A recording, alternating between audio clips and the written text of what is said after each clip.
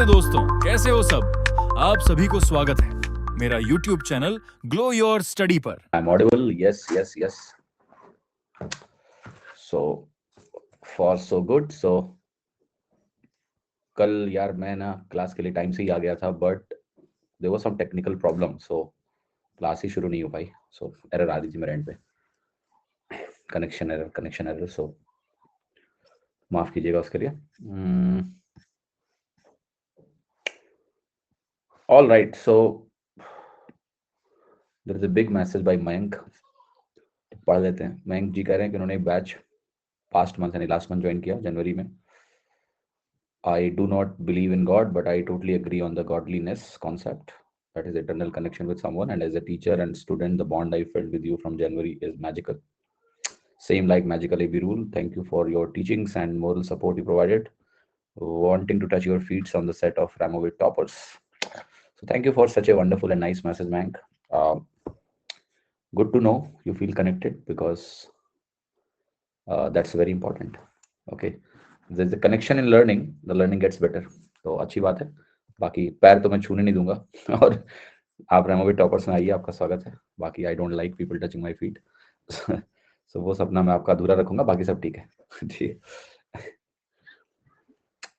कल वेट कर रहे थे यार, मैं भी वेट कर रहा था यार. आई वाज जस्ट वेटिंग कि कनेक्शन एरर आ रही थी. क्लास को डिलीट करके 2 बार शेड्यूल भी किया उन लोगों ने, but same error was coming. So the only solution was कि नेक्स्ट डे क्लास लेते हैं. या 6 था, फिर 6:30 हुआ बिकॉज वो एरर आ रही थी. एंड देन 6:30 पे भी एक बार क्लास कनेक्शन एरर दोबारा रीशेड्यूल हुआ. वो चल नहीं रहा था, कुछ प्रॉब्लम थी, कल सर्वर में इशू था, जो भी था. तो not my fault, technology, right. तो माफ कीजिएगा उसके लिए. ठीक है. सो चलिए 30 सवाल हमने कर लिए थे इस फॉर एज आई रिमेंबर. 30 सवाल हो गए थे ना, तो 31वां सवाल से करना है. और लेट अस बिगिन. हाँ, हाइट्स एंड डिस्टेंस ही आज मंडे से ज्योमेट्री शुरू हो जाएगी आपकी. 31वां सवाल देखिएगा. कह रहा है कि एक आदमी है जो कि 2.4 मीटर्स का है. वो एक बर्ड को हिट करना चाहता है जो कि 22.4 मीटर की ऊंचाई पर है, एक टावर पर. ठीक है. अगर आदमी 34.64 मीटर दूर है टावर के बेस से, तो at what angle should he throw the stone to hit the bird. Okay. तो अच्छा सवाल है और सरल सा प्रश्न है. बस खाली आपको डायग्राम बना लेना है, और डायग्राम बना के जो बेसिक बातें हैं, बुनियादी बातें हैं, उनका ख्याल रखेंगे तो ये सरलता से ये प्रश्न आपका हल हो जाएगा. इतनी बड़ी समस्या आपको नहीं आने वाली. जैसे मैं बताता हूँ आपको.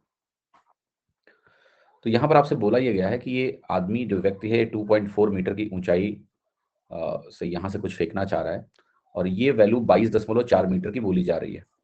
तो अगर मैं इसमें से 2.4 हटा दूं, जैसे इसको अगर डॉट डॉट डॉट डॉट करके बना लो, और अगर आप ये 2.4 यहाँ से हटा दें, तो क्या ये वैल्यू 20 के बराबर बचेगी? क्या ये वैल्यू 20 के बराबर है? आप कहोगे यस. अगर ये वैल्यू 20 के बराबर है, तो मुझे बस यही पूछना है कि भाई वो पत्थर मारे, इस बर्ड को लग जाए, तो इस एंगल पे हॉरिजॉन्टल से मारे. तो ये जो tan थीटा की वैल्यू है आपकी, यही मुझे निकालनी है. और ये दूरी मुझे दी हुई है कि ये 34.64 है.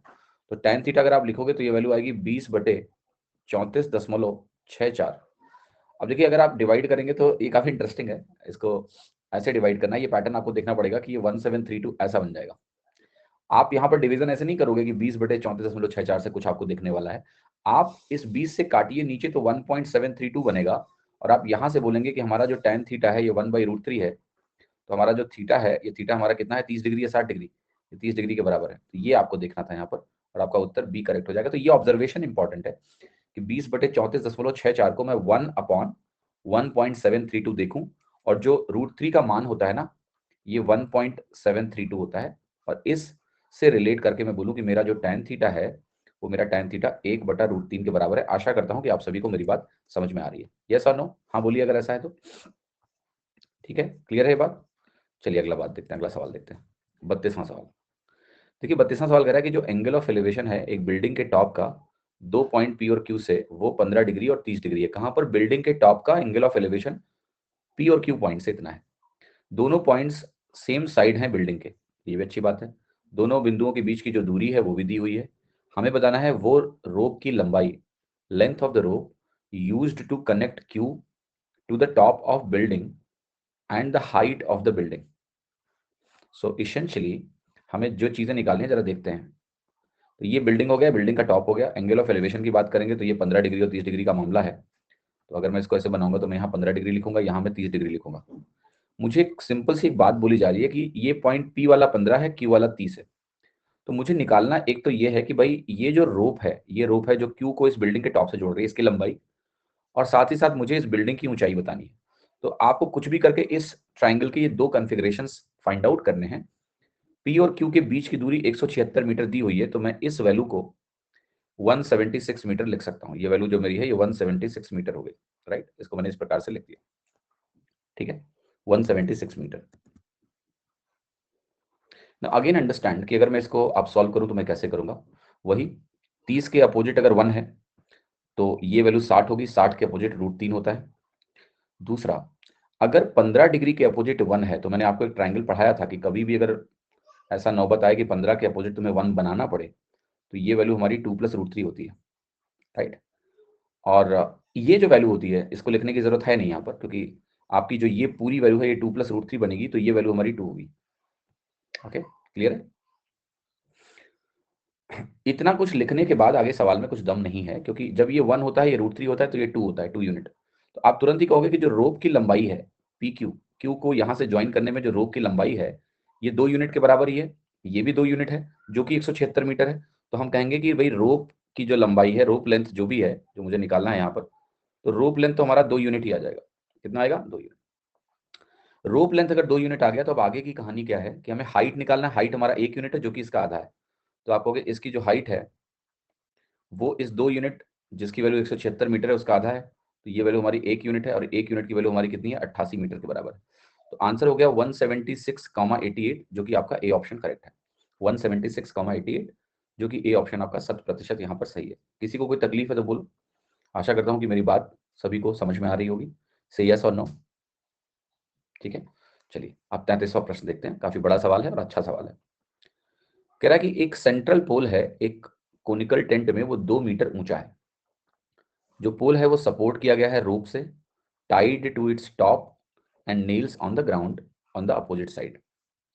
If on the ground from the foot of the pole, the distances of the surface of the tent and the nails are in the ratio 1:4, and if the angles of depressions from top of the pole of the nails and the surface of the tent are in the ratio 1:2, then the length of one such rope which is farther from the central pole. ये सवाल इतना खतरनाक है कि इतनी आसानी समझ में नहीं आएगा। तो सबसे पहले समझाता हूं मैं एक एक करके कहानी। देखो सवाल में कह रहा है कि एक हमारे पास सेंट्रल पोल है, राइट। अब हमने क्या किया है? तंबू लगाया है, राइट। तो अगर आपने कभी कोनिकल तंबू देखा हो तो उसको सपोर्ट करने के लिए रस्सी की आवश्यकता होती है। तो यहां इन्होंने यही बोला कि इस पोल को हमने रोप्स से टाई किया है। Top, the pole is supported by ropes tied to the top. तो रोप्स जो है यहाँ टॉप पे टाइड है, और nails on the ground of the opposite side. तो हमने क्या किया कि भाई टेंट लगाया और नेल से गाड़ के उसको मजबूती दी। तो वही करा है, if on the ground from the foot of the pole, तो जो टेंट का सरफेस है, तो कह रहा है कि ये मान लिया टेंट का सरफेस है, इसकी दूरी 1 है, राइट। इतनी दूरी पे टेंट लगा हुआ है। तो जो कील है ना, वो कील यहाँ लगी हुई है, मतलब इनके बीच की दूरी का अनुपात 1:4 है। तो मैं ऐसा कहूंगा कि मान लेते हैं टेंट का सरफेस यहाँ तक है, तो ये 1 यूनिट का है। तो यहाँ से इसकी दूरी टेंट के सरफेस की 1 यूनिट है। तो टेंट का सरफेस का मतलब ये हुआ कि मैं इसको अगर ऐसे ज्वाइन कर दूं इस तरीके से, to make you understand better, इसको मैं ऐसे ज्वाइन कर दूं तो ये हमारा टेंट का सरफेस हो गया। हमारे टेंट का सरफेस हो गया। इसको थोड़ा सा और बेहतर लुक दे देते हैं इस तरह से बना के। नेल्स का मतलब होता है कीलियां, जो गाड़ के इसको हम बैलेंस करते हैं, राइट। क्लियर? ये 1 यूनिट होगा। एंड फर्दर यहाँ जो कीलियां गाड़ी गई हैं, तो ये आपका फर्दर 3 यूनिट और है, तो ये 1:3 आपका बनेगा। अब एक सवाल और भी बहुत इंटरेस्टिंग है जो हमें देखना है। वो सवाल ये है कि यहाँ पर एक टर्म यूज किया गया है, angle of depression. What is the meaning of this, कि इसको हम कैसे रिलेट करेंगे, समझिएगा। यहाँ पर आपसे एक बात और बोली गई है जो कि आपको अच्छे से समझना है।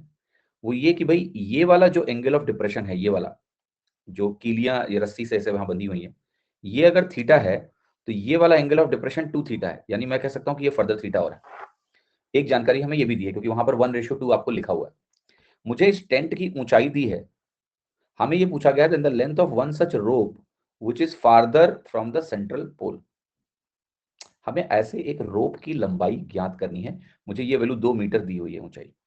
ये जो मैंने यूनिट्स लिखे हैं ये 1 यूनिट है, तो ये 2 मीटर नहीं है। आप इसको लिखिए 1 यूनिट, इसको आप लिखिए 1 यूनिट, इसको आप लिखिए 3 यूनिट्स, राइट।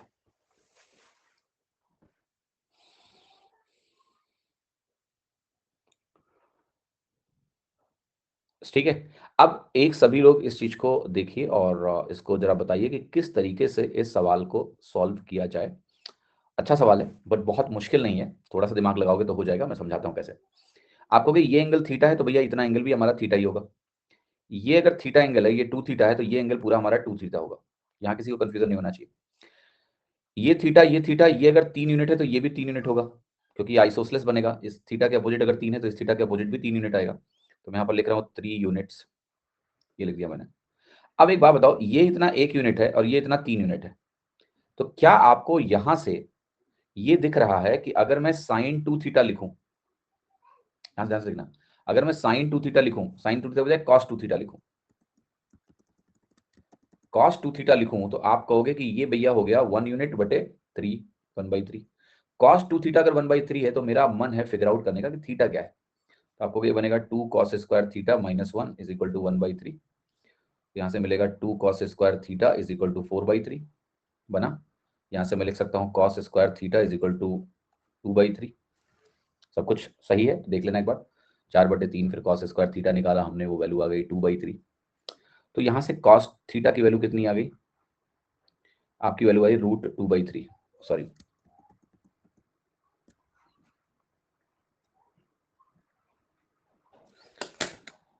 ठीक है। कुछ ऐसा माना है जो थोड़ा अजीब सा है, मतलब इट्स नॉट कि थीटा की वैल्यू 30 डिग्री वगैरह निकल के नहीं आई है, बल्कि इस तरह से cos थीटा की वैल्यू आई है √2/3। हमारा आंसर अभी नहीं आया, लेकिन आंसर इसके बाद हम ला पाएंगे, समझिएगा। आपको जिस रोप की लंबाई निकालनी है, क्या वहां tan थीटा का इस्तेमाल करके वैल्यू आ सकती है?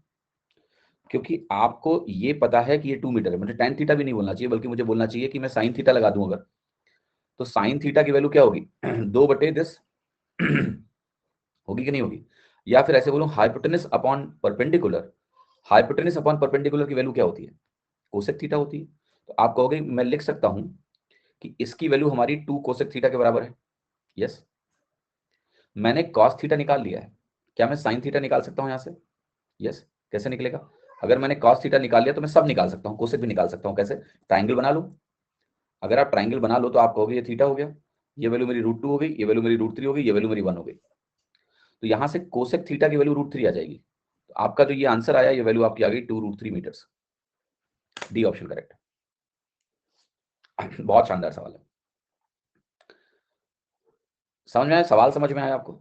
सबसे पहले तो ज्योमेट्री की एक प्रॉपर्टी का इस्तेमाल हुआ कि भैया ये एक्सटीरियर एंगल जो 2 थीटा है, ये सम ऑफ 2 इंटीरियर एंगल्स होगा। क्योंकि ये 2 थीटा क्यों है? क्योंकि ये पूरा 2 थीटा है। अगर ये इतना 2 थीटा है तो ये इतना 2 थीटा होगा। This is 2 theta, this is also 2 theta. After that ये थीटा है तो ये थीटा होगा। तो मैं वही बोल रहा हूँ कि अगर ये एक्सटीरियर एंगल 2 थीटा है तो ये थीटा है तो ये भी थीटा है। एक तरह से ये आइसोसेलेस बन गया। आइसोसेलेस में आमने सामने की भुजाएं बराबर होती हैं। ये इक्वल हुआ तो ये 3 तो ये 3 हुआ। अब मुझे एक त्रिभुज दिख रहा है ये, राइट। इस त्रिभुज में मुझे ये 1 यूनिट दिख रहा है, ये मुझे 3 यूनिट दिख रहा है। तो मैंने क्या किया, यहाँ से cos 2 थीटा लिखा, cos 2 theta base upon hypotenuse. cos theta की वैल्यू निकाली √2/√3। यहाँ से मैंने ट्राइंगल बनाया, यहाँ से मुझे कोसेक थीटा √3 दिख गया। और ये वैल्यू अगर 2 के बराबर है तो इस वाले ट्राइंगल में मैं इस एंगल के रेस्पेक्ट में कैसे लिख सकता हूं इसको, ये वैल्यू हमारी 2 कोसेक थीटा है। एंड अगर ये वैल्यू मेरी 2 कोसेक थीटा है तो ये 2 × √3 हमारा डी ऑप्शन करेक्ट हो गया। सभी को समझ में आई बात? अगर आई तो यस बोलिए। हाँ जी, मेक सेंस? ठीक है, अच्छा सवाल है, बहुत अच्छा सवाल है। इसको जरूर अच्छे से रिवाइज कर लीजिएगा, एग्जाम में ये आपके लिए बहुत महत्वपूर्ण हो सकता है। Question number 34। हाइड्रोजन फिल्ड एक बलून है जो ऊपर 30 किलोमीटर प्रति घंटे की रफ्तार से हवा से ड्रिफ्ट हो रहा है। अगर एंगल ऑफ एलिवेशन 12वें मिनट और 20वें मिनट में 60 डिग्री और 45 डिग्री है, हमें बताना है कि जो विंड स्पीड है होल नंबर्स में, मतलब डेसिमल में आएगा तो हमें होल नंबर से बताना है, उसको डेसिमल इग्नोर करना है, ड्यूरिंग लास्ट 8 मिनट, ये 12 से 20 मिनट के बीच में वो अप्रॉक्सीमेटली कितना था। सवाल बहुत इंटरेस्टिंग है। असेंड करने का मतलब होता है चढ़ना, राइट? तो आप ऐसे समझो कि एक बलून आपके पास यहां पर है, इसका एंगल मान लेते हैं 60 डिग्री। कितना? 60 डिग्री है एंगल ऑफ एलिवेशन। गौर से देखिएगा। तो मैंने कहा अगर मेरे पास एक एंगल ऑफ एलिवेशन लेट से 60 डिग्री है और अगर ये बलून असेंड कर रहा है यानी ऊपर ऐसे उड़ रहा है इस तरह से, क्या एंगल ऑफ एलिवेशन बढ़ेगा या घटेगा? Please tell me, angle of elevation आपका बढ़ेगा या घटेगा? आपने ये पॉइंट लिया, यहां एंगल ऑफ एलिवेशन अगर आपने बोला कि पहले 60 डिग्री है, तो अगर ऊपर जाएगा तो एंगल ऑफ एलिवेशन तो बढ़ेगा, डिक्रीज कैसे होगा? कौन कह रहा है घटेगा? इंक्रीज हो रहा है कि नहीं हो रहा है? घटेगा कैसे? राइट? यहां से भी आप देख लो, यहां कोई पॉइंट ले लो, जब ये ऊपर जाएगा ना यार तो एंगल ऑफ एलिवेशन तो बढ़ रहा है, तो ये घटेगा क्यों लिखा है? क्योंकि हमें दो बातें समझनी है कि बलून ऊपर जाता जा रहा है क्योंकि हाइड्रोजन बलून ऊपर जाता है, लेकिन हवा का प्रभाव भी है और हवा की वजह से ये सिर्फ ऊपर नहीं जा रहा है। ये बलून ऊपर जाने के बजाय क्या हो रहा है इसके साथ मैं समझाता हूं। ये मोशन किस प्रकार का है कि पहले ये 60 डिग्री का कोण होगा, ये बात बिल्कुल सही है। अब बलून ऊपर भी जाएगा और हॉरिजेंटली हवा से ड्रिफ्ट भी होगा, तो बलून कहीं यहां पहुंचेगा और इसका एंगल 45 डिग्री हो चुका है। समझ रहे हो? तो बलून आपका यहां था, अब बलून आपका यहां है। ऊपर वो अपनी वजह से जाना चाह रहा है, because of nature of hydrogen balloon ऊपर जाएगा, लेकिन हवा इसको ड्रिफ्ट करेगी और उसकी वजह से एंगल ऑफ एलिवेशन अब 45 डिग्री हो गया। तो आपको यहां समझना क्या है कि यहां दो तरह के मूवमेंट है, ठीक है? और इसमें एक एजम्पशन भी हमें लेना पड़ेगा कि विंड हमारी हॉरिजेंटल, जो कि कहीं लिखा नहीं हुआ है, बट हमें ये एज्यूम करना पड़ेगा इस सवाल में कि विंड हॉरिजेंटल, जो कि इनको लिखना चाहिए ड्रिफ्टेड बाई, यहां पर लिखना चाहिए कि हॉरिजेंटल विंड है। विंड का वर्टिकल में भी अगर रोल हो गया तो फिर आप ये सवाल सॉल्व नहीं कर पाएंगे, उतना डेटा ही नहीं दिया हुआ। तो विंड हमें हॉरिजेंटल विंड माननी है कि क्षैतिज ही हवा है। अब आप कहोगे जो दो तरह का मूवमेंट हुआ है इसको समझते हैं। नेट मूवमेंट तो मेरा यहां से यहां तक हुआ है, राइट? अब इसमें दो तरह के मूवमेंट छुपे हुए हैं। अगर मैं यहां पर एक लाइन ऐसे खींचूं जो कि पैरेलल टू होराइजन हो ऐसा, तो यहां पर आपको मैं दो तरह के मूवमेंट अब दिखाऊंगा इसके।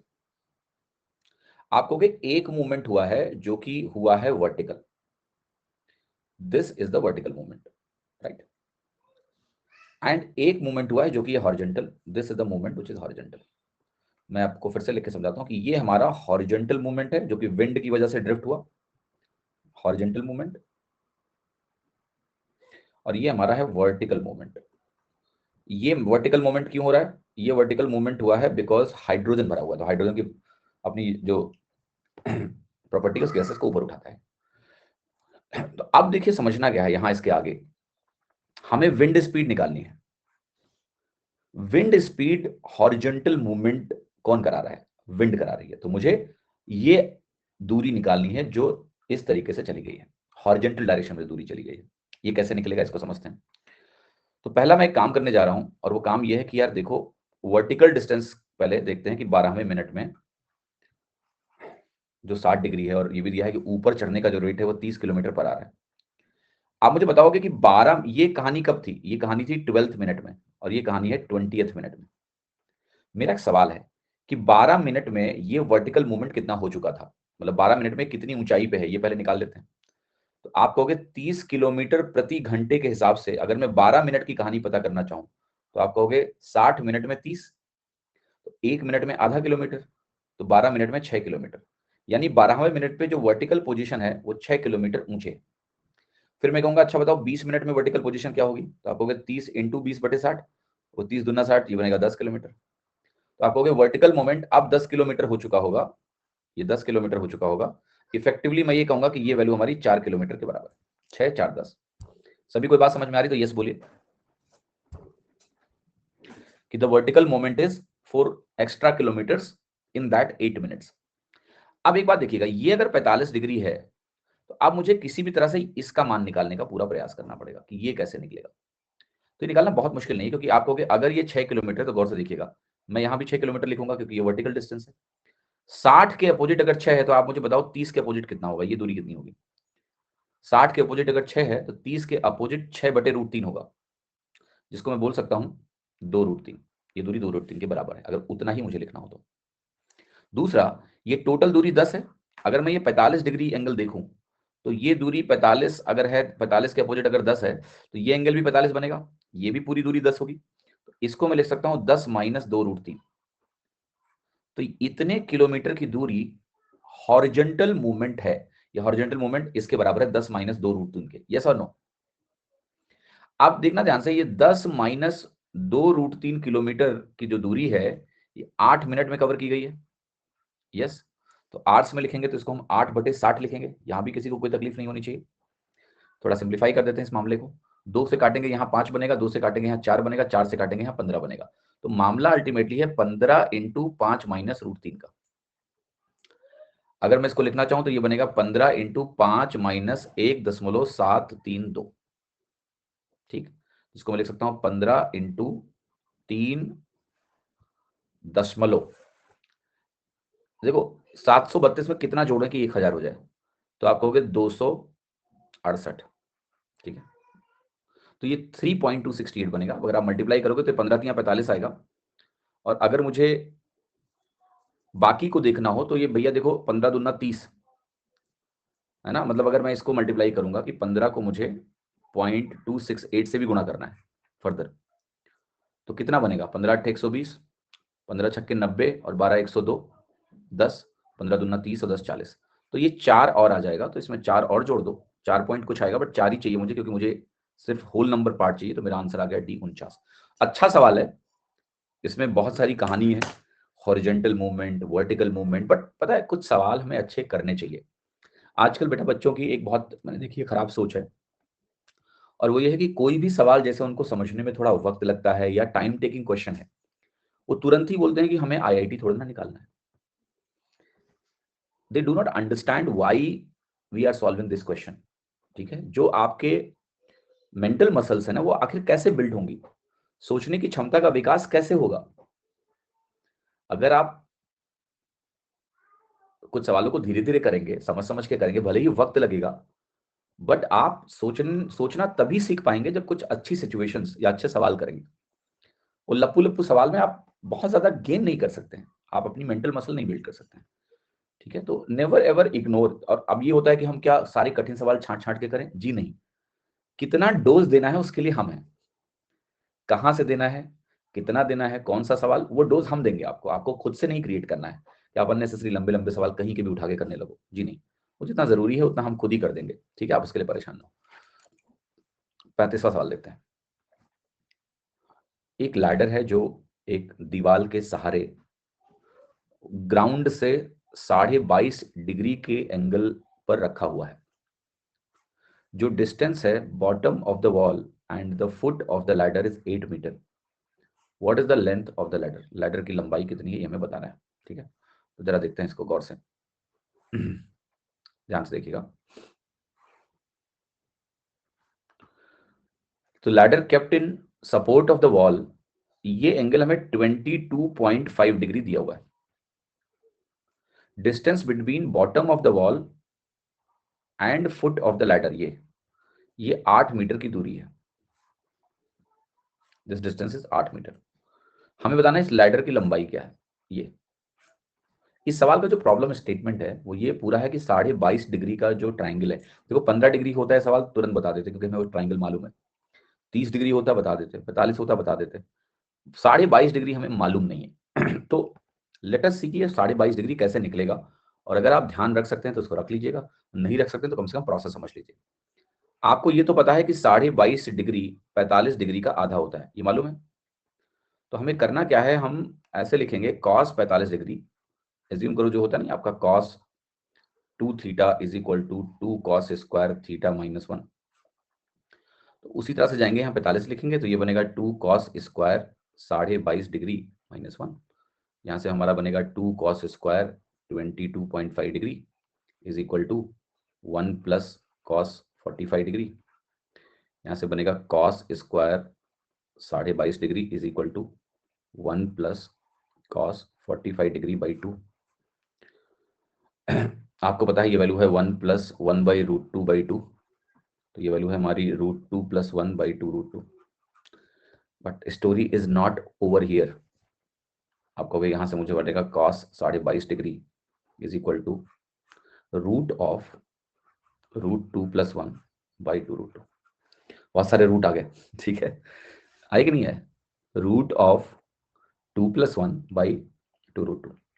अगर मैं √2 से ऊपर नीचे गुणा कर दूं तो थोड़ी सी सहूलियत बस ये मिल जाएगी कि आपका ये 2√2 में 2 बाहर आ जाएगा। अगर मैं इसको नीचे और ऊपर √2 से मान ले गुणा कर दूं फॉर एग्जांपल, तो यहां से ये 4 बन जाएगा और 2 बाहर आ जाएगा और अंदर हमारा वैल्यू बनेगी रूट में एक तरह से 2 + √2। तो अगर मैं मोस्ट सिंप्लीफाइड फॉर्मेट बोलूं तो कुछ ऐसा बन जाएगा।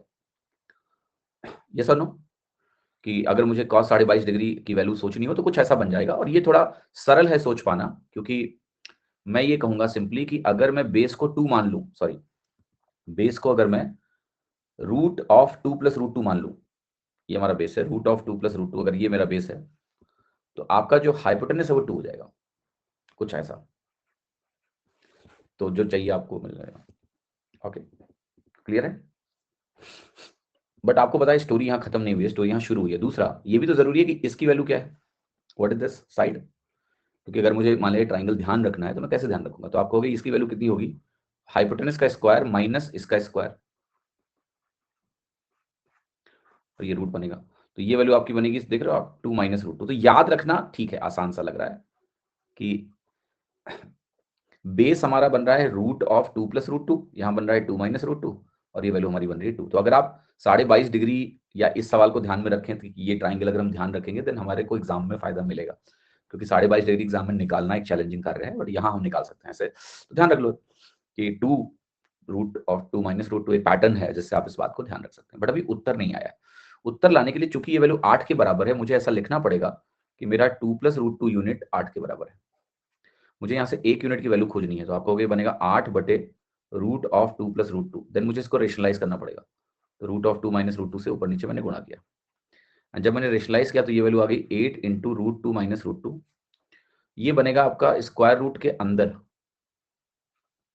2 दूनी 4 -2, तो ये आपका √2 आ जाएगा इस तरह से, ठीक है। तो 1 यूनिट का जो मान निकल के आ रहा है, इसको गौर से देखिएगा, ये जो 8 है, अगर इस वैल्यू को मैं अंदर लेके चला जाऊं या बाहर ही रहने दो, कोई दिक्कत नहीं है भाई, ये 8/√2 किसके बराबर होगा आपका? आप कहोगे ये होगा 4√2 × 2 - √2, इसके बराबर है, ठीक है। मुझे जो लैडर की लंबाई निकालनी है, वो लैडर की लंबाई 2 यूनिट के बराबर है। ये मैं अभी 1 यूनिट की वैल्यू निकाल रहा हूं, कि मैंने ये बोला आपसे सिंपली समझना कि नहीं, गलत बोल रहा हूं, ऐसा नहीं बोलना, I did in A reverse way, ऐसा नहीं करना था। 1 मिनट रुकिएगा, just give me a moment, 1 minute दे दो मुझे बस। रूट ऑफ, तो यहां मैंने थोड़ा सा गलत लिख दिया है, let me correct this first. 2 - √2 है, ऊपर ठीक लिखा है, 8 × 2 - √2 ऊपर बन गया, नीचे आपका स्क्वायर रूट में 2 दूनी 4 -2 2 आ गया। यहाँ तक सब कुछ ठीक है। यहाँ आपका 8 है, मुझे 2 यूनिट की वैल्यू चाहिए, तो 2 यूनिट की वैल्यू आपकी किसके बराबर हो जाएगी? अब 1 यूनिट की वैल्यू निकल गई, इसके बराबर है, इतने मीटर के बराबर है। 2 यूनिट की वैल्यू में 2 से गुणा हो जाएगा, तो ये आ जाएगा 16 × √2 - √2 बटे √2। मुझे यही देखना है कि ये वैल्यू आपकी किसके इक्विवेलेंट है, राइट। तो √2 से अगर मैं इसको काट दूंगा, या 16 आप अंदर लेके चले जाओ और √2 भी अंदर लेके चले जाओ और देख लो क्या बन रहा है। तो ये 256 दूना 512 बनेगा, राइट। तो आइडियली जो आपकी इक्वेशन बन रही है, ये बन रही है 512 माइनस 256 √2 बटे √2, ऐसा आ रहा है। तो इसमें कोई आंसर मैच नहीं करेगा, बिकॉज ये माइनस में 256 आएगा और यहां 256 √2 आएगा।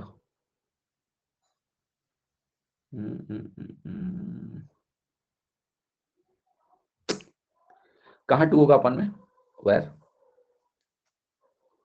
कहाँ कहाँ 2 होगा? अंदर, हाँ, सॉरी सॉरी सॉरी सॉरी, बिल्कुल सही बोला आपने, ये 2 होगा, राइट। अब ठीक है, तो ये वैल्यू आपकी आ जाएगी √256 माइनस 128 √2। तो सवाल अभी भी मुश्किल है, ऐसा नहीं कि मतलब आसानी से हो गया, थोड़ा सा वक्त इसके बाद भी लगा, बट ठीक है।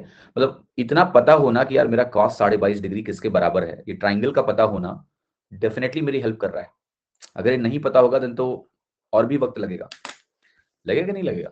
Yes, it will take more time. हमें 22.5 निकालना पड़ेगा, उसके बाद सॉल्व करना पड़ेगा, ये और कॉम्प्लेक्स सवाल हो जाएगा आपके लिए। बट अगर ये पता है, मतलब ये ट्राइंगल मालूम है, तो ट्राइंगल यार 22.5 वाला प्लीज सब लोग ध्यान रखने की कोशिश करिए। इतना भी मुश्किल नहीं है, वैल्यूज मैं बना देता हूँ, फिर से देख लो एक बार। हाँ, 22.5 की वैल्यू याद ऐसे करो, ये ट्राइंगल याद करो, ट्रायंगल कैसे याद करना है कि अगर ये वैल्यू मेरी 22.5 डिग्री है, ध्यान से देखिएगा, तो मैंने आपको ये बताया कि ये वैल्यू हमारी होगी root of 2 plus root 2, base जो होता है इतना हो जाता है, यहाँ है आपका 2 माइनस रूट 2, आप इन दोनों का स्क्वायर करके जोड़ोगे तो आपको 4 मिलेगा, जिसका स्क्वायर रूट 2 होता है। तो ये अगर ध्यान रहेगा ना आपको ये, तो आपके लिए थोड़ा सवाल में सहूलियत है, ठीक है। एटलीस्ट आपको cos 22.5 की वैल्यू पता है, आपको sin 22.5 की वैल्यू पता है, आपको tan 22.5 की वैल्यू पता है। तो इससे आपको ये हेल्प मिल जाएगी कि आप थोड़ा सवाल में थोड़ा तेजी रहेगी, क्योंकि आप उसके आगे का काम करेंगे कि अच्छा ये वैल्यू 8 यूनिट के बराबर है, मुझे 2 यूनिट की वैल्यू निकालनी है, लेटर की लंबाई, चलो करते हैं। आपके सवाल रीच में रहेगा।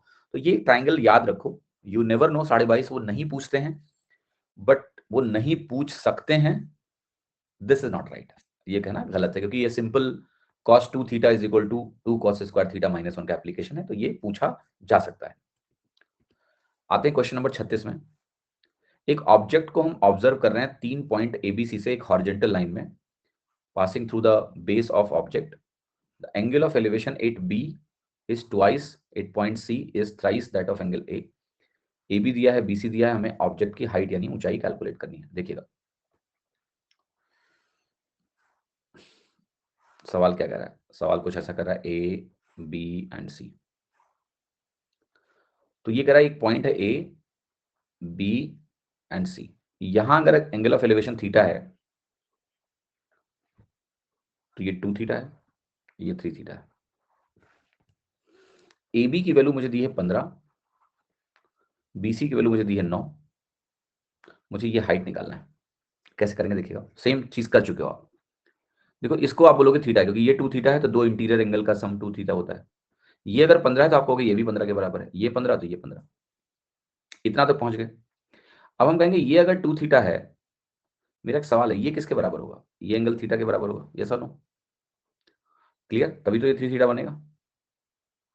अब इसके आगे थोड़ी सी जटिलता इस प्रश्न में है, जरा सोचिए कि इस पॉइंट के आगे किस तरीके से आप चीजों को रिलेट करेंगे सो दैट थोड़ा सा आसान पड़े आपके लिए। अब मैं इसको कैसे रिलेट करूं, मतलब किस तरीके से, क्योंकि देखो अगर मुझे ये हाइट यहां पर अब कैलकुलेट करनी है, कुछ लोग कह रहे हैं अगेन 15 होगा, अगेन 15 कैसे होगा, ये 2 थीटा है और ये थीटा है, ये वैल्यू मेरी 3 थीटा है, तो अब 15 कैसे हो जाएगा, कैसे हो जाएगा 15? कोई कह रहा है 12 होगा, कैसे 12 होगा? तुम 15 9 देख के 12 बोल रहे हो क्या, पाइथागोरस लगा दिया तुमने? ये 90 डिग्री थोड़े ना बेटा, ये 90 डिग्री किसने बोला तुमको कि ये 90 डिग्री है? ये तो मैंने नहीं बोला तुमको। 90 डिग्री कहां से माना बना लिया आपने अपनी मर्जी से और उसको 12 बोल दिया, ऐसे थोड़ी ना बोल सकते हैं, ठीक है।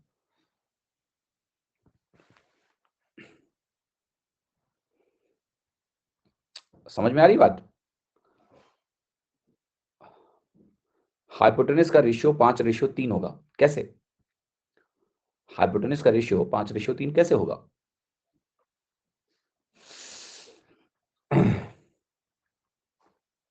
सोचिए सोचिए, बिल्कुल राइट एंगल नहीं है ये। ओके, अब देखो यहां पर क्या चीज आपके लिए काम कर सकती है, नहीं कर सकती है, थोड़ा सा एक्चुअली में सवाल ज्योमेट्री का क्वेश्चन है। This question has nothing to do with trigonometry now, क्योंकि ट्रिग्नोमेट्री का काम तो सिर्फ ये बताना था कि एक एंगल थीटा है, 2 थीटा है, 3 थीटा है। अब उसमें शब्द ऐसे यूज कर लिए गए हैं कि भाई angle of elevation, and therefore अब ये क्वेश्चन, अब इसका पूरा जो जोन है वो जोन आपका चेंज हो गया, और वो जोन आपका चेंज होके अलग दिशा में हम पहुंच चुके हैं, और वो दिशा है सिंपली ज्योमेट्री, राइट। तो अब जैसे ये आपकी लाइन एंगल बाइसेक्टर कहलाती है, ये लाइन आपकी एंगल बाइसेक्टर है। एंगल बाइसेक्टर में आपको बेस का रेशियो दिया है, ये रेशियो दिया है आपको 5:3, 3 5 15, 3 3 9। तो एक एंगल बाइसेक्टर थ्योरम होता है, अगर आपको थोड़ा सा भी पता है। एंगल बाइसेक्टर थ्योरम ये कहता है कि अगर एक लाइन एंगल बाइसेक्टर है तो जिस रेशियो में आपका बेस डिवाइड होता है उसी रेशियो में ये भी डिवाइड हो जाता है। तो एक पॉइंट आप और ऐड कर सकते हो कि अगर ये 5x होगा तो ये चीज हमारी 3x के बराबर होगी। अभी भी आपका आंसर नहीं आया है, ठीक है। हम ये जरूर कह सकते हैं कि ये अगर 15:9 है तो ये वैल्यू हमारी 5x/3x होगी। एटलीस्ट हम इनको थोड़ा सा रिलेट करके लिख पा रहे हैं, बट अभी आपको आपका उत्तर दूर दूर तक नहीं मिला है, क्योंकि मुझे इसकी ऊंचाई चाहिए, मुझे इस h की वैल्यू चाहिए। अब ये h की वैल्यू किस प्रकार से निकलेगी, इसमें ज्योमेट्री का ही इस्तेमाल है। बगैर ज्योमेट्री के यहाँ कुछ नहीं होने वाला है। और कुछ थियरम्स भी हैं जो एंगल बाइसेक्टर थ्योरम से रिलेटेड होते हैं कि दिस साइड स्क्वायर और दिस साइड स्क्वायर का जो रिलेशन होता है वो किस तरीके से यूज करेंगे। अगर हमें एंगल बाइसेक्टर की लेंथ दी हुई है तो उसका इस्तेमाल करते हुए there is a relation, there are theorems that we have to use. तो ये सवाल अभी आपके डोमेन का नहीं है, right, until we learn geometry and theorems. This question एक तरीका है जो मैं आपको बताऊंगा, बट वो बहुत लंबा तरीका है, क्योंकि अगर आप tan 2 थीटा और tan 3 थीटा लिखें और उसका फॉर्मूला लिखें, उसके बाद आप इसको सॉल्व करने की कोशिश करें, so I am not saying this question is impossible to solve, but it's very time taking. तो इसको हम करेंगे, बट अभी इसको आप होल्ड पे रखिए इस सवाल को, और ये सवाल जब ज्योमेट्री करेंगे तब हम इस सवाल को सही से कर पाएंगे।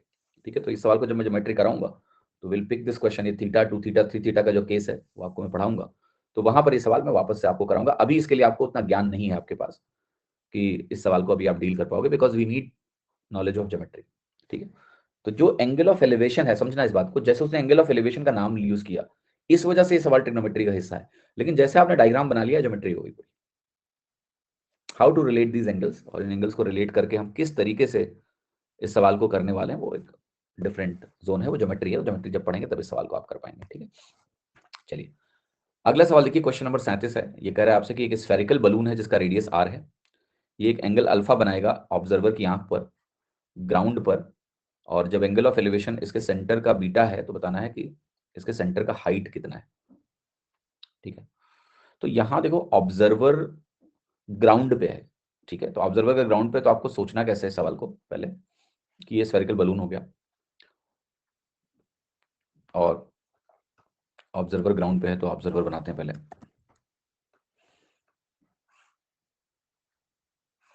कुछ ऐसा, ठीक है, यहां पर एंगल बन रहा है अल्फा, तो यहां लिखो अल्फा। रेडियस आपको आर दिया हुआ है, तो मैं इसको ऐसे ड्रॉप करूंगा और रेडियस में लिखूंगा R. Angle of elevation of its centre is beta, ये काफी इंटरेस्टिंग है। इसका मतलब क्या है? इसका मतलब ये है कि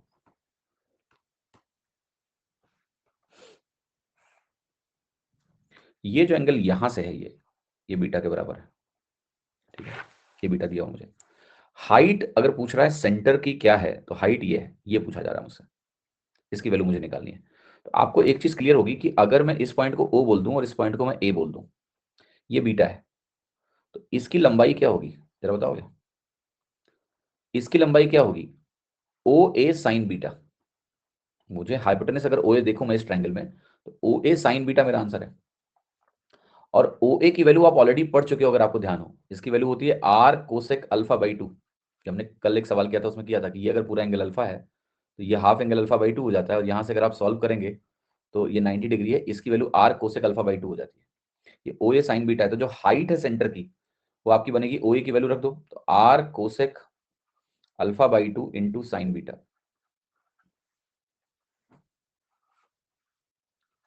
सॉरी, सी ऑप्शन, तो ये आपका सही उत्तर होगा।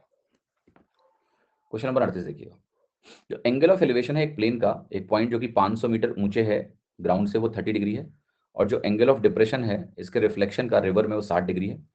आपको बताना है जो distance between the plane and its reflection of the river is. अच्छा सवाल, देखते हैं ध्यान से। प्लेन जो है 500 मीटर ऊंचा उड़ रहा है नदी के ऊपर, नहीं, नदी है, नदी के 500 मीटर ऊंचाई से अगर हम एक प्लेन को देख रहे हैं तो हमारा एंगल ऑफ एलिवेशन 30 डिग्री, ये मतलब दिया हुआ है, कुछ ऐसा है। और जो नदी है हमारी, वो आप ऐसे समझ सकते हैं कि यहां से इस प्रकार से हमारी नदी है।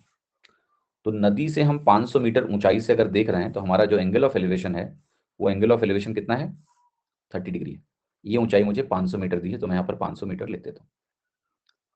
आगे कह रहा है कि जो ये प्लेन है, इस प्लेन का रिफ्लेक्शन होगा, क्योंकि देखो प्लेन है, तो प्लेन को आप गौर से देखिएगा, प्लेन इतना ऊंचा है। ठीक है, अगर इतना ऊंचा प्लेन है तो इस प्लेन का इतने ही नीचे रिफ्लेक्शन बनता है। अगर आपको रिफ्लेक्शन का थोड़ा सा भी ज्ञान है तो, कि जितना ऊंचे इससे प्लेन है उतना ही नीचे उसका रिफ्लेक्शन बनना है।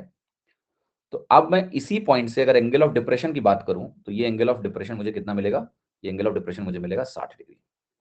ठीक है, this is the important thing, ये हमें देखना है कि यहाँ से ये 60 डिग्री है। अब जरा गौर से इसको समझना, ये वैल्यू तो 500 के बराबर ही होगी। अगर मैं इतनी चीज को h बोलूंगा तो ये नीचे की वैल्यू क्या होगी, ये भी 500 प्लस h होगी, यस और नो, होगी या नहीं होगी। और देखो अगर ये 30 डिग्री है और ये वैल्यू h के बराबर है तो मैं अब वो 30 वाला कॉन्सेप्ट जो है वो यूज कर सकता हूं, उसमें कोई इतना तकलीफ नहीं है, राइट। तो जैसे ये वैल्यू है, आप जरा गौर से देखो इसको, ये वैल्यू मैं क्या लिख सकता हूँ, इस वैल्यू को मैं बोल सकता हूँ कि ये √3h है। क्यों, क्योंकि 30 डिग्री के सामने h है तो √3h होगा। या h मत लिखो अभी, आप इसको ऐसे भी लिख सकते हो कि भाई 30 के अपोजिट अगर 1 होगा तो यहाँ 60 के अपोजिट क्या होगा, √3 होगा। और इस ट्राइंगल में अगर 30 के अपोजिट √3 है तो ये पूरी वैल्यू क्या होगी, 3 के बराबर होगी, होगी या नहीं होगी, यस। सेकेंड थिंग जो अब यहाँ पर आप बोलोगे इस केस में कि भाई टोटल जो डिस्टेंस हुई ये 4 यूनिट के बराबर हुई या नहीं हुई, यस।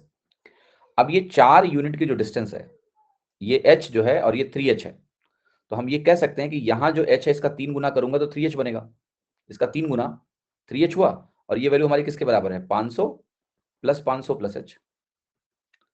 आप ऐसे ही देख लो यार कि ये 500 प्लस 500 प्लस h है, मुझे इसका 3 गुना करना है, तो क्लियरली h की वैल्यू कितनी होगी, 500 के बराबर होनी चाहिए, h खुद 500 होना चाहिए, तब ये रिलेशनशिप ट्रू होगी।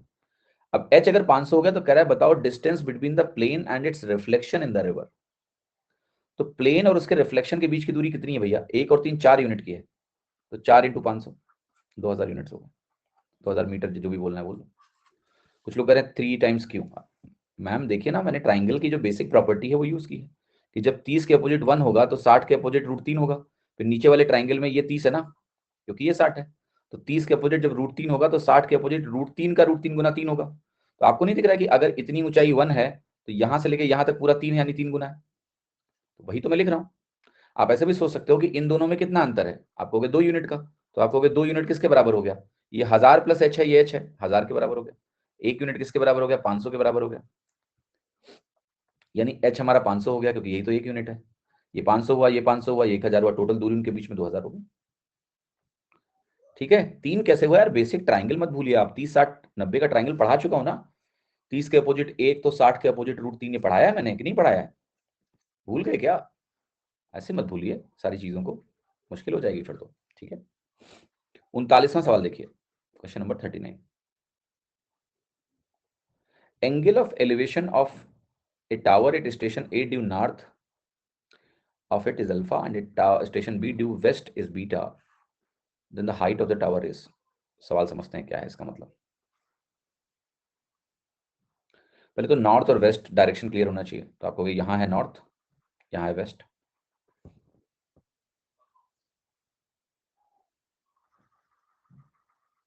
तो ये कह रहा है कि भाई एक पॉइंट ले लो और उस पॉइंट पे एंगल ऑफ एलिवेशन अगर नॉर्थ डायरेक्शन में देखें तो अल्फा है, और अगर वेस्ट डायरेक्शन में देखें तो एंगल ऑफ एलिवेशन क्या है, बीटा है। आपको अब सारी कहानी पढ़ा चुका हूं कि अगर मैं टावर की हाइट को h मान लूं तो ये h कॉट अल्फा होगा और ये वैल्यू हमारी h कॉट बीटा के बराबर होगी, यस और नो, यस। ठीक है, क्या ऐसा है, नहीं ऐसा नहीं है, केस केस थोड़ा डिफरेंट है। Angle of elevation of a tower at station A due north of it is alpha and station B due west of A। Okay, तो the story is bit different, समझना इसको। हाँ जी, तो मैं ये कह रहा हूं कि लेट्स से मैंने इस पॉइंट को A माना है, फॉर एग्जांपल अगर इस पॉइंट को मैंने A माना है, तो कहां से मुझे एंगल ऑफ एलिवेशंस लेने हैं। एक बार डायग्राम पहले हटाओ, थोड़ा सा मैं चाहता हूं कि आप इसको पहले मेंटली विजुलाइज करो, थोड़ा सा हटा लेते हैं, सवाल समझो पहले। कह रहा है एक टावर का उन्नयन कोण उसके उत्तर में स्थित एक स्टेशन A पर अल्फा तथा A के पश्चिम में स्थित एक स्टेशन B पर बीटा है। हिंदी में ज्यादा क्लियर समझ में आएगा आपको। सवाल ऐसा है कि भाई मेरा टावर जो है वो यहां पर है, लेट्स से यहां पर है, एक पॉइंट A यहां पर है, यहां पर एंगल ऑफ एलिवेशन अल्फा है। अब A के वेस्ट डायरेक्शन में, A का वेस्ट डायरेक्शन इधर है, यहां पर एक स्टेशन B है और उस स्टेशन B पे जो एंगल ऑफ एलिवेशन है ये बीटा है, ये मतलब है सवाल। टावर आपका यहां पर है, तो ये जो वैल्यू है ये h, अगर इसकी ऊंचाई आप h मानोगे तो ये h कॉट अल्फा होगी, यहाँ कोई डाउट नहीं है, this is h cot alpha. ये वैल्यू अगर मैं इतनी वैल्यू निकालूं यहां से यहां तक की, क्योंकि इस पॉइंट पर एंगल ऑफ एलिवेशन अगर बीटा है तो आप कहोगे ये जो वैल्यू होगी h cot बीटा के बराबर है। That is the whole story. सवाल ने जो पूछा है जरा उसको समझने की कोशिश करिए कि मुझे टावर की हाइट बतानी है कितनी है, मुझे h यहां से कैलकुलेट करना है कि h कितना है।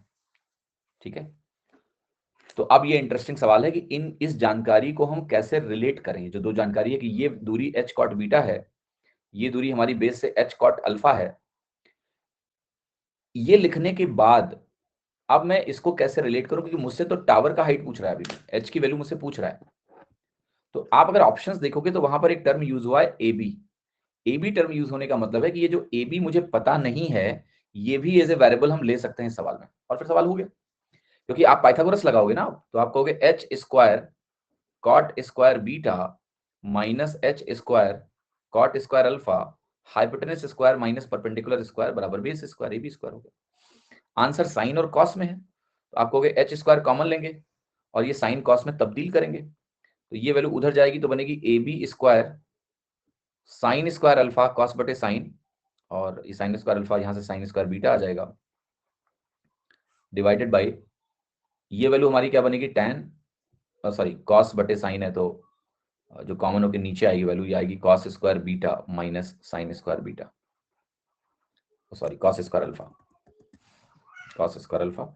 अगर मैं यहां से h की वैल्यू की बात करूं तो h की वैल्यू हो जाएगी A B sine alpha sine beta बटे square root of cos square beta minus cos square alpha. तो आप आई थिंक जो ऑप्शन थोड़ा हिला हुआ है, मतलब थोड़ा ज्यादा इस पर दिमाग मत लगाओ, ठीक है।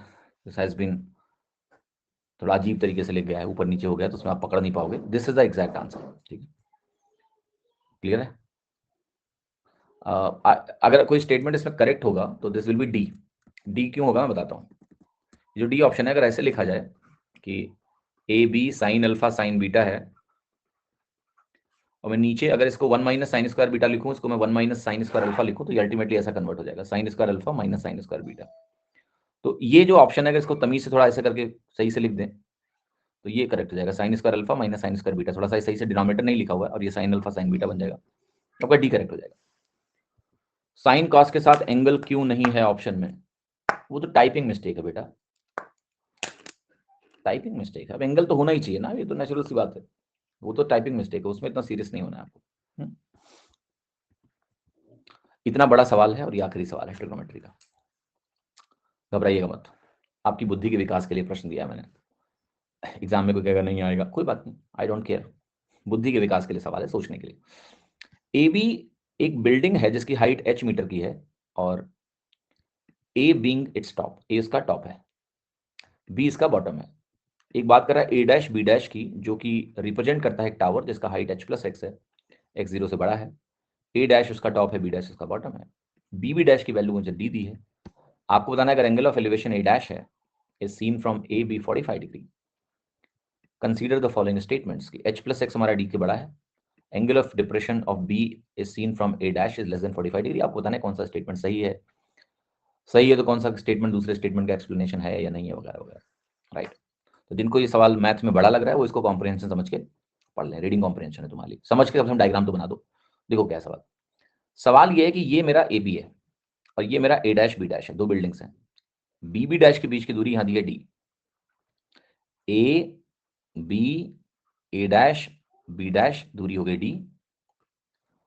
ये जो एंगल ऑफ एलिवेशन है ये दिया है 45 डिग्री, 45 डिग्री। ये है h, ये है आपका h प्लस एक्स, ठीक है। सवाल जो कह रहा है उसको गौर से सुनना है और देखना है कि इतनी जानकारी जो सवाल में दी थी मैंने यहां पर बना दी। अब इसके आगे की जो कहानी है वो समझो। कह रहा है h प्लस एक्स डी से बड़ा होगा, ये पहला स्टेटमेंट है। क्या h प्लस एक्स डी से बड़ा है, इस बात पे थोड़ा सा विचार करते हैं। आप कहोगे अगर ये 45 डिग्री है तो ये 90 होगा, ये भी 45 होगा, तो ये x है तो ये भी x बनेगा, यस और नो। तो तुम्हारा x हमारा d के बराबर हुआ कि नहीं हुआ। अगर x d के बराबर हो गया तो h प्लस एक्स डी से बड़ा होगा कि नहीं होगा, पक्का होगा। तो पहला स्टेटमेंट करेक्ट हो गया, पहली बात तो। अब एक्सप्लेनेशन का जो मामला है वहां हम बाद में आएंगे कि जैसे ऑप्शन है दिया statement 1 is true but statement 2 is false, both statement are true but statement 2 is not correct explanation of statement. मैं इस पे बाद में आता हूं। पहला स्टेटमेंट करेक्ट हो गया, ये क्लियर हो गया। दूसरा स्टेटमेंट कह रहा है कि जो एंगल ऑफ डिप्रेशन है बी का, अगर हम ए डैश से देखें तो वो 45 डिग्री से कम होगा। ये भी बात देख लेते हैं। अगर हम ए से बी डैश को देखें तो ये एंगल ऑफ डिप्रेशन 45 डिग्री से कम होगा, ऐसा सवाल में बोला जा रहा है। जरा देखते हैं क्या ये बात सत्य है या नहीं। आप कहोगे यहां जो भी एंगल ऑफ डिप्रेशन है वो h बटे एक्स के बराबर है। यस है कि नहीं है? h बटे एक्स के बराबर है। x हमारा हिंदी में स्टेटमेंट 2 अलग है। ए डैश से देखने पे b का अवनमन कोण 45 डिग्री है।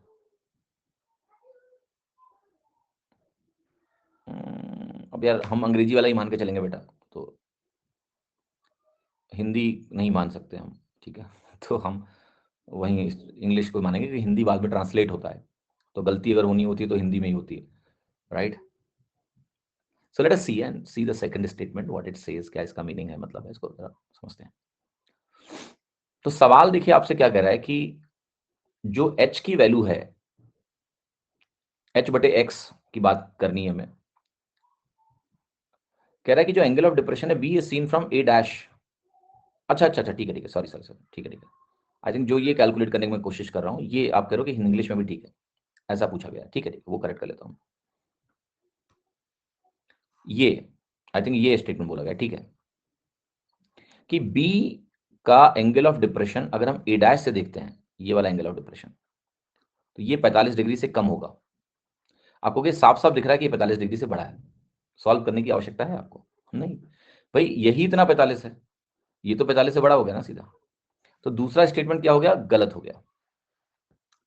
अब जैसे पहला सही और दूसरा गलत हुआ, ये दोनों स्टेटमेंट क्या हुए? गलत हो गए, क्योंकि कह रहा है both statement are true, both तो ट्रू है ही नहीं है। आप सी में जाइए, statement 1 is true but statement 2 is false. आपका आंसर क्या हो गया? सी। सी उत्तर आपका सत्य हो गया, करेक्ट हो गया, ठीक है? समझ में आया कि नहीं? से यस अगर क्लियर है तो, से know if it is not clear. तो बहुत आसान सवाल है, मतलब पढ़ने में ठीक है थोड़ा वक्त गया आपका, बट अगर आप इस सवाल को पढ़ के देखें और डायग्राम ड्रॉ करें तो it is hardly any question जो आपको तकलीफ दे रहा हो। मैंने क्या बोला बेटा? मैं हिंदी के स्टेटमेंट की गारंटी नहीं लेता हूं अंकित, क्योंकि ट्रांसलेशन बाद में होता है हिंदी में, तो वहां ट्रांसलेटर गलती कर सकता है, तो मैं इंग्लिश के स्टेटमेंट को ही सही मानूंगा, ठीक है? समझ में आई बात? ऑलराइट, क्या पूछ रहे हो आप? सही तो लिखा हुआ है वैसे कथन टू हिंदी में, ठीक है? Angle of depression of be seen from A dash, वही तो लिखा हुआ है। 39 बता दीजिए, ऑलरेडी बताया बेटा, उसको घर पे एक बार रिवाइज कर लेना फिर ठीक से। सवाल हो गए। अब आपके अगर कुछ प्रश्न है मुझसे तो पूछ सकते हैं आप, ठीक है? So let me take some doubts जो लोगों ने अभी आज के टॉपिक से रिलेटेड डाले हैं, पहले उसको देख लेता हूं मैं। लास्ट स्टेप 16 अंदर कैसे आया? 16 अंदर कैसे आया मतलब बेटा क्या हुआ? ये 16 कहां अंदर आ गया?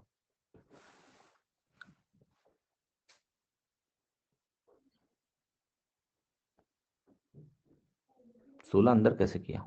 16 कहां किया मैंने? 16 तो है ही नहीं कहीं। कौन है लड़का? वैभव, जरा चैट में आओ यार। 16 कहां आया? हाँ जी, स्क्रीनशॉट में नहीं आया तो कैसे बता दूं यार मैं? 16 कहां है इसमें? 16 इसमें, इसमें भी नहीं है, स्क्रीनशॉट में नहीं है, यहां भी तो नहीं है। 16 कहां है?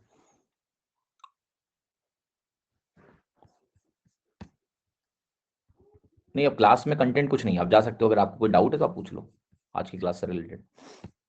यार वो सही स्क्रीनशॉट डालो बैबो यार। हाँ जी, हाँ सर, मॉर्निंग में 2 से 3 घंटे पढ़ाई अच्छे से पढ़ाई कर पाते हैं, बट रात में नहीं हो पाता है, तो रात में फुल एनर्जी के साथ कैसे पढ़ाई करें? सुबह पढ़ रहे हो तो रात को क्यों पढ़ना है आपको? मतलब क्या सोना नहीं चाहते हो क्या आप? Morning means what? How what time you get up, it's important to note यार। प्लान ए डे, पहले तो अपना दिन प्लान करो, प्लान योर डे, राइट? पढ़ाई नहीं हो पा रही है, इसका क्या जवाब दूं मैं आपको? मतलब मुझे समझ ही नहीं आ रहा है कि how do I help you in getting prepared, मतलब it's a motivation problem. Motivation भी नहीं करना चाहिए, it's a problem that your purpose is not clear. अगर आपका पर्पस क्लियर है then I don't think it's a much problem, plan your day and work for it. रही बात ये भी देखो कि आप अपने शेड्यूल में क्या प्रॉपर ब्रेक्स वगैरह दे रहे हो या नहीं दे रहे हो। You know obviously you can not maintain the energy through out the day. अगर आप सुबह उठते हो तो शाम तक थोड़ी ड्रेनिंग हो जाती है। नाउ द क्वेश्चन इज कि उसको ऑप्टिमाइज कर लो कि कौन सा विषय आपको उस समय पढ़ना है जब आप थोड़ा ड्रेन हो जाते हो। ओवरडू भी मत करिए, राइट। आप अपनी लिमिटेशन को समझते हुए थोड़ा धीरे धीरे करके प्रेशर अपने ऊपर बढ़ाइए। सो अगर आपको रात को पढ़ाई नहीं हो पा रही, थोड़ा जल्दी सो जाओ, क्या दिक्कत है, सुबह जल्दी उठो थोड़ा और। दैट अगर आप सुबह पढ़ पाते हैं अच्छे से तो सुबह की लर्निंग को मैक्सिमाइज करिए ना। क्लियर है? हाँ जी। शेखर जी क्या कह रहे हैं? ये 62वां सवाल, क्या इस तरह का सवाल तो हम लोग कर चुके हैं। आप ए की वैल्यू में थीटा की वैल्यू डाल दो, थीटा को 0 डिग्री रख दो। लेट्स से थीटा अगर आप 0 रखोगे तो ये बनेगा 2 इंटू 1 -3। ए की वैल्यू -1 आ जाएगी, और ए अगर -1 आ गया उसकी वैल्यू आपकी हो गई 3 - 1 अपॉन 5 - 1। तो ये वैल्यू आ गई आपकी √2/4। तो ये 1/√, मतलब रूट ऐसे बोल सकते हैं, 1/√2 आ गया आपका आंसर। ठीक, तो आप थीटा की वैल्यू रख दो, थीटा की वैल्यू रख के ए की वैल्यू निकालो, -1 आ जाएगी। आप फॉर्मूला भी यूज कर सकते हो कि साइन की पावर 6 थीटा प्लस कॉस की power 6 theta, sine square theta plus cos square theta का होल क्यूब -3 ऐसे करके होता है। तो आप वो फॉर्मूला यूज करके भी ये सवाल कर सकते हैं। ठीक है,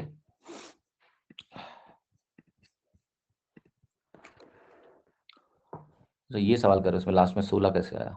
कहाँ 16 आया? सॉरी, इसमें है लास्ट में 16। अच्छा अच्छा, ये 16 कहाँ से आया?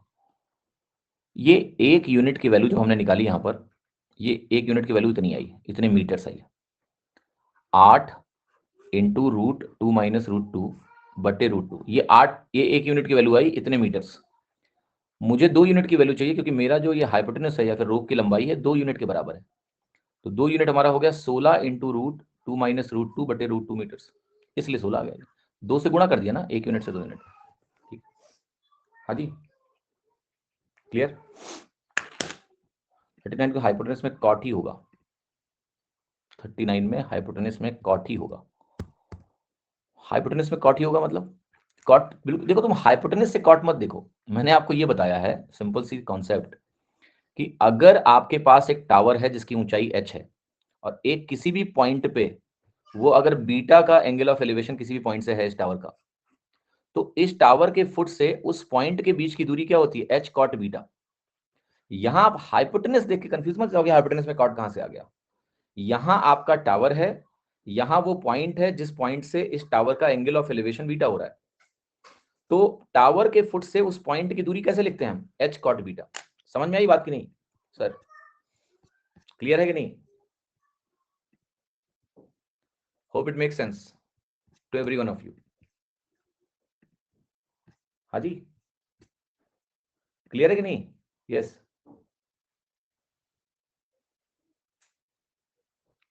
कितने लोगों को मेरी बात समझ में आ रही है? यस और नो बोलो कुछ। ओके,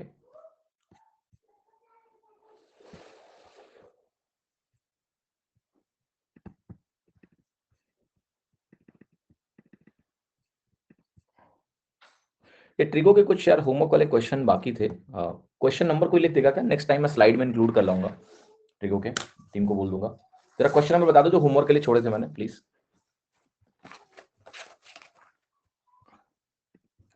एनीबॉडी जो एक इकट्ठे बताना, एक एक करके मैं बताना, कोई एक हो जिसको सारे पता हो, जो मैंने होमवर्क के लिए सवाल छोड़े, वो नंबर बता दो। मैं टीम को भी मैसेज भेज दूंगा, वो जोड़ देंगे उसको स्लाइड्स में। ठीक है, स्लाइड में जोड़ देंगे, फिर हो जाएगा, आसानी से करा देंगे उसको। ठीक है,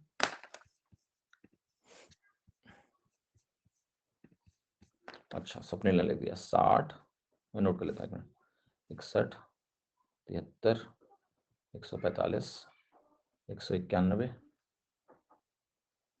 और 218 और 257। अच्छा ठीक है, सिंप्लीफिकेशन में कितने सवाल हो गए थे, कितने बाकी थे वो बोलिएगा। सिंप्लीफिकेशन में कितने क्वेश्चन हो गए थे, कितने बाकी हैं? So I will finish simplification first before going to geometry. 44 question हो गए थे, कितने बाकी थे?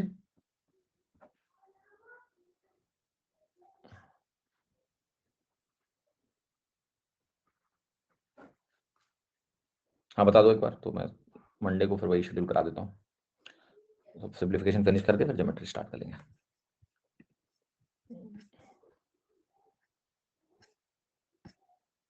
बुक की प्राइस यार बढ़ गई है, डाउन होने के चांसेस नहीं है मेरे ख्याल से, ठीक है। सो अच्छा, टोटल 80 सवाल थे, ओके 44 हो गए, 44 हो गए, 80 थे, तो वी हैव 36 क्वेश्चंस लेफ्ट, है ना। ठीक है, इसको कर लेते हैं, सिंप्लीफिकेशन कर लेते हैं। तो मंडे को मैं सिंप्लीफिकेशन लगवा देता हूँ, मंडे को सिंप्लीफिकेशन लगवाता हूँ। इसमें लगेगा 2, I think sequence and series भी कराना है आपको, थियरी, तो मंडे ट्यूसडे वेडनेसडे 3 दिन लग जाएगा शायद इसमें। 271 भी होमवर्क दिया था ट्रिगो में, ठीक है, ठीक है, इसको इंक्लूड करवा दूंगा मैं, ठीक है, ठीक है, मोटर मोटर, तो ठीक है, we are on same page कि अभी हम लोग सिंप्लीफिकेशन के 36 क्वेश्चन जो है वो करेंगे, और थोड़ा बहुत सीक्वेंस एंड सीरीज का ज्ञान आपको देना है जो एग्जाम के लिए रेलेवेंट है। 3 क्लासेस हो सकता है हमें लगे, 2 या 3, डिपेंडिंग ऑन क्या हम डिस्कस करेंगे मंडे को, और फिर ज्योमेट्री शुरू करेंगे, ठीक है। After we complete this simplification, trigo वाला होमवर्क, एंड देन हम लोग फिर आराम से ज्योमेट्री को शुरू करते हैं, तो ज्योमेट्री में वक्त लगेगा, will take lot of classes, तो अच्छा है, कोई बुराई नहीं है, ठीक है। अच्छा, ट्रिगो की मैंने आपको एक शीट देने का प्रॉमिस किया था, है ना। सो कल क्लास हो नहीं पाई, तो कल मैं आपको दे नहीं पाया, और आज टीम वाले मिलेंगे नहीं क्योंकि आज शनिवार है। एक मिनट रुकिए,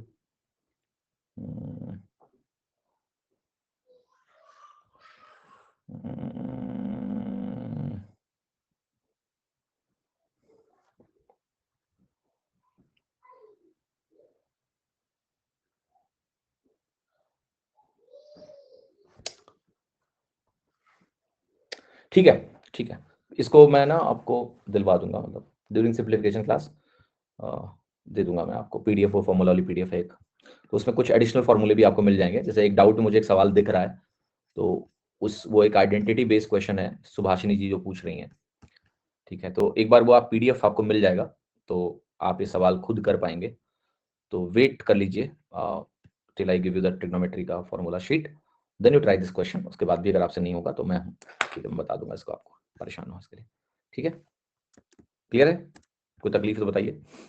तो बस वेट कर लीजिए आप, एक बार मैं शीट दे दूंगा आपको। और क्या है, क्या सॉल्व नहीं हुआ भैया, एक मिनट, 210 सॉल्व नहीं हुआ आपसे, क्यों नहीं हुआ? देखिए, एक तरह से सवाल में आपको 2 इक्वेशन दिए गए हैं, you have been given 2 equations, और थीटा आपको एलिमिनेट करना है। थीटा के एलिमिनेट करने का 2 तरीका है कि थीटा की कोई वैल्यू आप एज्यूम कर लो और एक्स और वाई सॉल्व कर लो, दैट सिंपल तरीका है ना। तो जो 210वां सवाल कौन जो भी पूछ रहा है, मैं आपको बता रहा हूँ, थीटा ऑप्शन में नहीं है ना कहीं, थीटा अगर ऑप्शन में नहीं है तो आप यहाँ पर थीटा की एक वैल्यू रखिए, और वो रखिए 45 डिग्री। इससे क्या होगा, ये आ जाएगा 2y is equal to x, और यहाँ से ये वैल्यू आएगी 2x, सेक थीटा आपका √2 बनेगा, कोसेक थीटा आपका √2 बनेगा, तो ये बनेगा 2x minus y is equal to 3/√2, 45 degree रखा मैंने। अब एक चीज देखना आप, यहां से मैं x और y की वैल्यूज निकाल सकता हूं, क्योंकि आप कहोगे x हमारा 2y के बराबर है, तो ये बनेगा 4y माइनस वाई यानी 3y is equal to 3/√2, y की वैल्यू आपकी 1/√2 आ गई।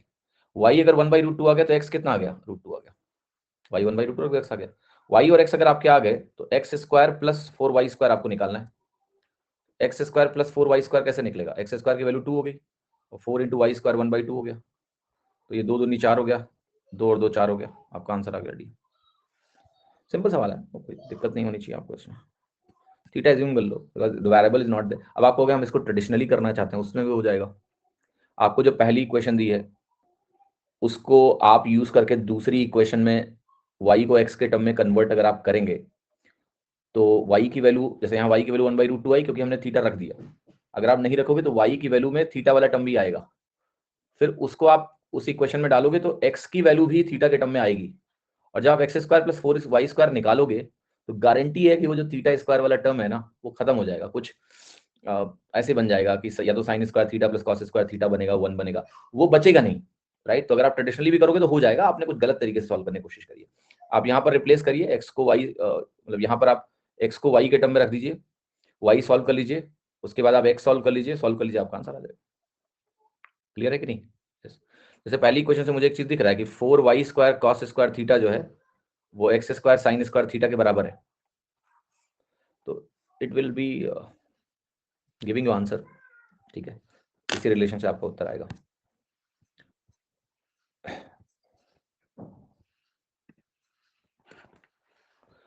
फोर्टियथ क्वेश्चन में सेकंड स्टेटमेंट ट्रू होता तो क्या फर्स्ट का एक्सप्लेनेशन होता? नहीं, जो स्टेटमेंट गलत ही है, कैसे बोल सकते हो कि वो पहले का एक्सप्लेनेशन होता? वो तो गलत स्टेटमेंट है।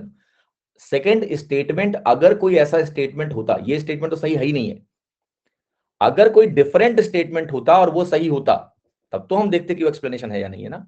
आप क्या कह रहे हो, मैं बता रहा हूं, आप ये कह रहे हो 40वें में कि ये स्टेटमेंट सेकंड वाला मान लिया सही हो जाता, तो क्या ये पहले का एक्सप्लेनेशन होता? एक गलत स्टेटमेंट सही कैसे हो सकता है? The same statement can not be correct first, यानी we need another statement to make a statement to correct, and if that is another statement then we have to see what is that another statement. That's not given in the question, so we cannot talk about it ना स्वप्निल जी। ठीक है, हमारी बात समझ में आई आपको? उम्मीद करता हूं समझ में आई होगी। हाँ जी, तो आई थिंक अब सारे क्वेश्चन मैंने ले लिए हैं जो आपने डाले थे। कोई और सवाल है जनरल, किसी ने पूछा है? अभी आता हूं मैं उस पर। क्वेश्चन नंबर, मैं पिछला भूल जा रही हूँ और दिन भर क्लास रहती है, रिवीजन का टाइम नहीं मिलता है, कैसे मैनेज करूँ? बहुत परेशान। देखिए, पहली बात, परेशानी से कुछ भी मैनेज नहीं होता है, right? So you have to figure out a way. Specially weekly revision आप कर सकते हो, सारी क्लासेस को लाइव मत करिए। अगर आप कई सारे कोर्सेज ले रहे हो लाइव, कुछ लोग कुछ चीज़ों को रिकॉर्डेड करना शुरू कर दो, so that you can save your time. There are two ways, one is finishing the syllabus then doing the revision, ठीक है, but that needs lot of time. जब कोर्स खत्म होगा देन आप फिर से पूरा रिवीजन करो, वो एक तरीका है। तब आप लाइव क्लास जितना करना है कर सकते हो, कोई दिक्कत नहीं है, नोट्स बनाते रहो और रिवीजन बाद में करो। बट अगर आपको रिवीजन अभी करना है, कंसिडरिंग कि लेट्स से टाइम बाद में कम होगा, तो उस हिसाब से तो आपको कुछ क्लासेस को लाइव के बजाय वीओडी लेना पड़ेगा। मेरी मत लो वीओडी, लाइव ले लो, किसी और की वीओडी ले लो, डिपेंड्स ऑन यू। ठीक है, तो उस तरह से मैनेज करना पड़ेगा आपको। हाँ जी,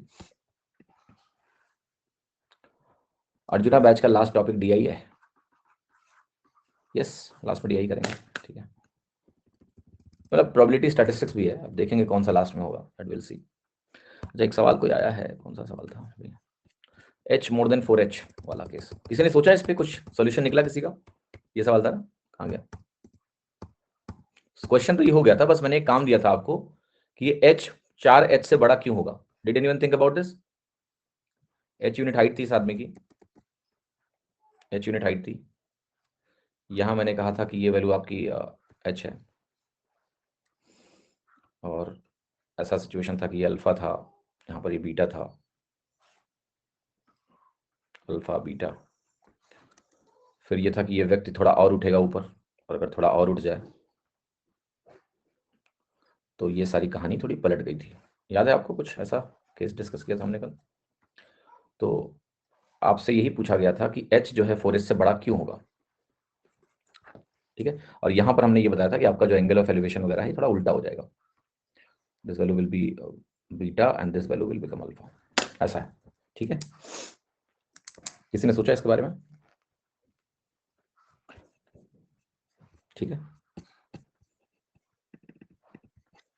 एनीवन थॉट अबाउट इट? नहीं, ट्रेपेजियम पेपेजियम में कुछ लेना देना नहीं है इससे, नथिंग रिलेटेड टू ट्रेपेजियम।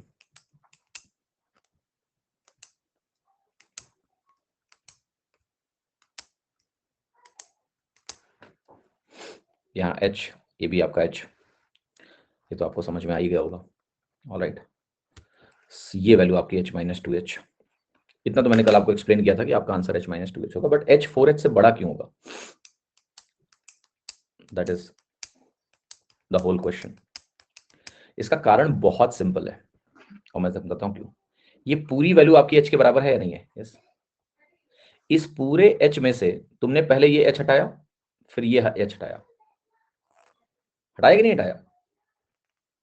फिर ये जो वैल्यू आपकी बच रही है, ये आपकी वैल्यू h माइनस 2h है। हाँ जी, पहले आपने एक h हटाया, फिर आपने दूसरा h हटाया, and then you have a value left which is h minus 2h। Now अगर आपको इस चीज को काउंटर करना है तो ये चीज तो हमारी क्लियर हो गई कि हम h को मोर देन h नहीं ले सकते, अदरवाइज से नेगेटिव हो जाएगा। हम h को मोर देन 2h लेकिन ले सकते हैं, मेरा यही क्वेश्चन था कि हम h को मोर देन 2h, h को मोर देन 3h, h को मोर देन 4h, मतलब ये तीन संभावनाएं हैं जो, मतलब ये तो पता है कि h-2h पॉजिटिव रखने के लिए मुझे h को 2h से बड़ा लेना पड़ेगा। why 4h? कोई नहीं सोच पाया, ऐसा मत बोलो यार, डोंट से दिस, तब तो मुझे यही लगेगा कि आपने ठीक से सोचा ही नहीं इसको। कोई नहीं, give it a thought once more. Weekend का डोज है आपका, सैटरडे संडे की छुट्टी है, ट्राई करना थोड़ा 10-15 मिनट, अगर दिमाग में आया तो ठीक है, वरना देख लेंगे, इसको भी देख लेंगे, ठीक है। क्योंकि एक ही बच्चे ने वापस पूछा है, बाकी तो लोगों ने मुझे लगता है ट्राई नहीं किया। सर मैं 13 जुलाई वाले बैच से हूँ, कहाँ गया बच्चा, डेली रिकॉर्डेड अटेंड करता हूँ, एवरीथिंग इज फाइन, बट एक डाउट था कि 13 जुलाई का बैच एक्सपेक्टेड कब तक एंड होगा। अनु देखो सिंपल है यार, अब कितना टाइम बचा है आपके पास, आपको ज्योमेट्री करनी है, मेंसुरेशन करनी है, प्रोबेबिलिटी स्टैटिस्टिक्स करनी है, जो बड़े टॉपिक्स हैं वो हैं आपके, ज्योमेट्री सबसे बड़ा टॉपिक है, it will take good amount of time. आप मान के चलो कि मार्च अप्रैल अप्रैल मान के चलो, ठीक है, क्योंकि तमीज से पढ़ना है, सब कुछ आपको पता है, डिटेल में पढ़ना है, विस्तार से करना है, तो इट विल टेक टाइम, ठीक है। सो अप्रैल तक हो जाएगा एंड तक सारे टॉपिक्स, क्योंकि देखो प्रोबेबिलिटी भी अच्छे से पढ़ानी है, स्टैटिस्टिक्स भी अच्छे से पढ़ानी है कि आपको कोई सवाल ना रुके, गणित बहुत लंबा है, टू लेंथी, क्या किया जाए, ठीक है। Covering in 5 months is only possible when I skip lot of things, या तो मैं बहुत सारी चीजें स्किप करूं, या फिर मैं बहुत सारी चीजों को गहराई से ना बताऊं, that's the only two ways to finish maths early, and I think then foundation batch का पर्पस डिफीट हो जाएगा। It's like teaching somebody who already knows lot of things, then it's difficult, ठीक है, मजा नहीं आएगा फिर आपको उतना। अप्रैल अप्रैल एंड मान के चलो आप, ठीक है। देन अरिथमेटिक यस स्टार्ट होगा वापस, जिनको लाइव करना है वो कर सकते हैं लाइव अरिथमेटिक। चलो ख्याल रखो अपना, स्वस्थ रहो, मस्त रहो, मौज करो, see you tomorrow, tomorrow means Monday, ख्याल रखिए, थैंक यू। अब थोड़ा रुक जाना। वीडियो अच्छी लगे तो लाइक, शेयर और सब्सक्राइब करना मत भूलना। याद तो रहेगा ना? चलो चलते हैं, बाय।